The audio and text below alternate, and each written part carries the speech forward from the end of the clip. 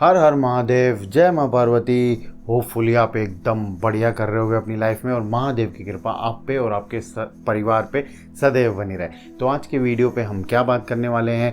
आज के वीडियो में हम बात करने वाले हैं शिव पुराण के अकॉर्डिंग आपको किस तरह का रुद्राक्ष पहनना चाहिए और किस तरह का रुद्राक्ष बिल्कुल भी नहीं पहनना चाहिए।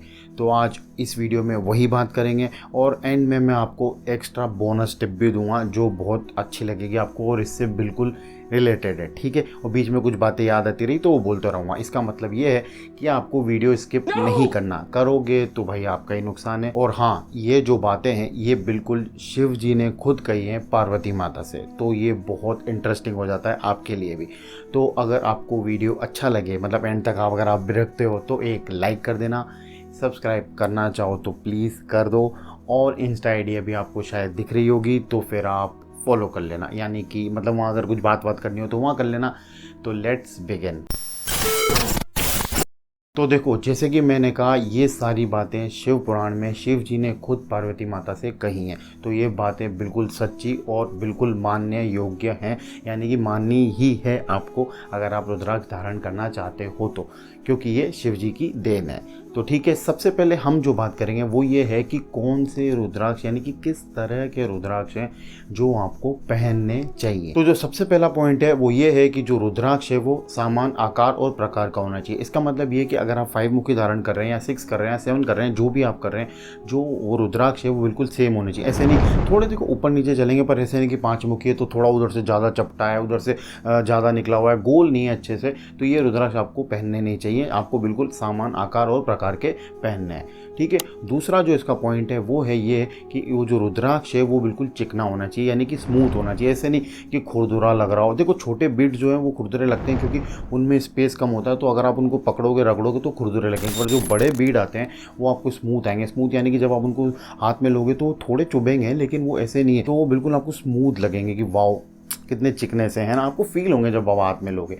थर्ड पॉइंट है कि रुद्राक्ष स्ट्रॉन्ग और मजबूत होना चाहिए। ऐसे नहीं कि यार अंदर से खोखला हो, इस तरह का नहीं होना चाहिए, अच्छा मजबूत और स्ट्रॉन्ग होना चाहिए। फोर्थ पॉइंट है जो रुद्राक्ष है वो स्थूल होना चाहिए, अच्छा हट्टा कट्टा और मजबूत, और थिकनेस उसकी अच्छी होनी चाहिए। ऐसे नहीं कि अंदर से भी खोखला हो और बाहर से भी मतलब यू नो ठोस ना हो। ठोस होना चाहिए, आपको लगना चाहिए कि हाँ यार रुद्राक्ष ठोस है, ठीक है। इसके बाद जो फिफ्थ पॉइंट है, जो रुद्राक्ष है वो कांटेदार होना चाहिए। देखो, एक होता है जो बिल्कुल ही चपटे हों, उनमें कांटे दिखे ना, आपको अलग से थ्रोन्स दिखेंगे।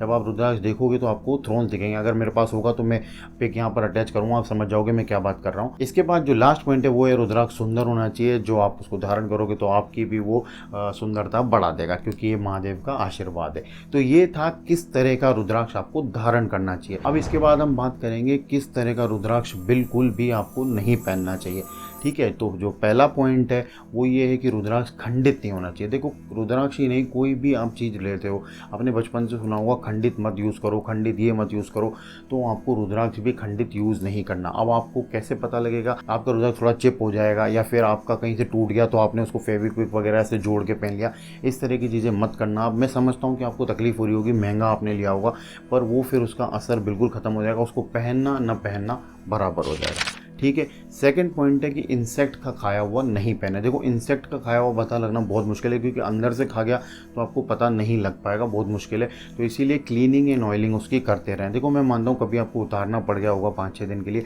तो फिर आप उसको बेस्ट है तेल में डुबा के रख दें या फिर तेल उस पर लगा के रख दें।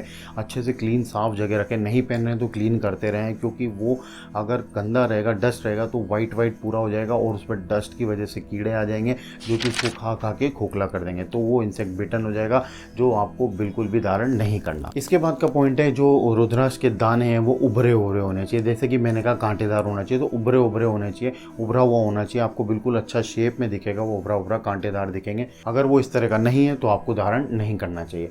फोर्थ पॉइंट है कि रुद्राक्ष बिल्कुल अच्छी शेप में होना चाहिए, गोल होना चाहिए, यानी कि चपटे रुद्राक्ष नहीं होने चाहिए, गोल होने चाहिए। जैसे आंवले की शेप में हो, बेर की शेप में हो, इस तरह की शेप पुराण में बोले गए, इस तरह के रुद्राक्ष होने चाहिए। ज़्यादा कि लंबे हो जाएं, चपटे हो जाएं या फिर आड़ी टेढ़ी शेप के हों, इस तरह नहीं, गोल अच्छे से होने चाहिए। अब थोड़ा बहुत चलेगा पर ज़्यादा भी चपटा वगैरह ना हो, गोल हो तो बेस्ट रहेगा। इसके बाद लास्ट पॉइंट है, वो वाला रुद्राक्ष आपको बिल्कुल नहीं पहनना चाहिए जिस पे डाई करी गई हो, कलर चढ़ाया गया हो फेक। आपको ओरिजिनल तो ओरिजिनल आपको दिख जाएंगे, लेकिन वक्त के साथ देखो रुद्राक्ष काला हो जाएगा, लेकिन उस पर डाई होगी तो वो शुरू में आपको देखो सारे रुद्राक्ष शुरू में वैसे ही आते हैं, पर डाई करे हुए ज़्यादा कलर करे हुए अलग से चमकीले दिखेंगे, लाल लाल दिखेंगे, ऑरेंज ऑरेंज दिखेंगे। जो आपको क्लीन हाथ में लोगे ना तो आपको खुद फेक पता लग जाएगा कि ये फेक है, या इस पर कलर हुआ है, या इस पर डाई हुई है। क्योंकि आजकल सेलर उसको चमकदार, उसको लाल दिखाने के लिए उसको डाई कर देते हैं और या फिर कलर कर देते हैं, या फिर वो फेक होते हैं तो उस पर तो करना ही पड़ता है, या फिर कोई पड़े पड़े काला हो जाता है तो उससे उसको करने के लिए कलर या वो किया जाता है। नहीं तो अगर काले होंगे तो आप लोगे नहीं ना। तो देखो ये वो पॉइंट्स थे जो आपको ध्यान में रखने हैं कि किस तरह का रुद्राक्ष आपको पहनना चाहिए, किस तरह का बिल्कुल नहीं पहनना चाहिए शिव पुराण के अकॉर्डिंग, जो शिव जी ने खुद कहा है। इसके बाद एक पॉइंट और है, वाओ, जो मैंने आपको कहा था बोनस टिप है, वो ये है कि अगर आपका रुद्राक्ष में नेचुरल होल हो, यानी कि जो धागा डालने के लिए छेद हो उसमें नेचुरल, तो वो रुद्राक्ष बिल्कुल उत्तम माना गया है, बहुत बेस्ट माना गया है पहनने के लिए। लेकिन अगर वो इंसान के द्वारा छेद किया गया तो वो उसकी क्वालिटी उसकी थोड़ी कमज़ोर हो जाती है। देखो बेकार नहीं बताया, ऐसा नहीं है कि काम नहीं करेगा, काम करेगा, पर वो नेचुरल छेद होना उसमें तो वो ज़्यादा बढ़िया है। लेकिन अगर मेन मेड छेद है तो फिर वो थोड़ा उससे कम हो जाता है। तो डिसअपॉइंट मत हो, अगर आपका मेन मेड छेद वाला है तो आपको डिसअपॉइंट नहीं होना, लेकिन वो भी काम करेगा। पर बेस्ट होता है ना हर चीज़ में, बेस्ट या थोड़ा कम बेस्ट और उससे बेस्ट, ऐसे क्या होता है कैटेगरी होती है, तो उसी कैटेगरी के हिसाब से डिवाइडेड है। तो ये सब पॉइंट थे जो शिव पुराण के अकॉर्डिंग थे। अब मैं लास्ट में आपको बोलना चाहूँगा कि अगर आपको ये वीडियो ज़रा सा भी अच्छा लगता है, देखो लाइक शेयर सब्सक्राइब अपनी जगह ठीक है, अगर आपको ये वीडियो अच्छा लगता है और इसके अलावा आपको शिव पुराण में जानना है और क्या बोला गया है रुद्राक्ष के बारे में, जो मैं छोटे छोटे इसके वीडियोज़ बना दूंगा, अगर आप कमेंट बॉक्स में लिखोगे कि आपको ये वीडियो समझ में आया, देखो मैं भी यार रिस्पॉन्स तो चाहूँगा ना। अगर आप बोलोगे नहीं समझ में आया, अगर आपने कमेंट ही नहीं किया, आप रिलेटेड कुछ बोल नहीं रहे हो उसके, तो फिर मुझे समझ में आएगा कि आपको नहीं अच्छा लगा। तो आप जो आपका क्वेश्चन है वो ज़रूर करो, लेकिन ये भी उसके साथ साथ नीचे मेंशन करो हैशटैग करके कि ये वीडियो अच्छा है और भी चाहिए, या फिर बिना हैशटैग के भी आप कर सकते हो। तो अगर आप ये करोगे तो मुझे बहुत अच्छा लगेगा, और आपकी इच्छा है तो लाइक शेयर और सब्सक्राइब आप कर सकते हो।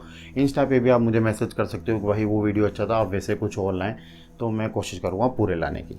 तो बस मिलते हैं नेक्स्ट वीडियो में, तब तक के लिए हर हर महादेव, जय माँ पार्वती, राधे राधे, जय सिया राम। और हाँ, कमेंट बॉक्स में आप भी हर हर महादेव लिखते रहना, एक बार तो जाप हो जाएगा आपका।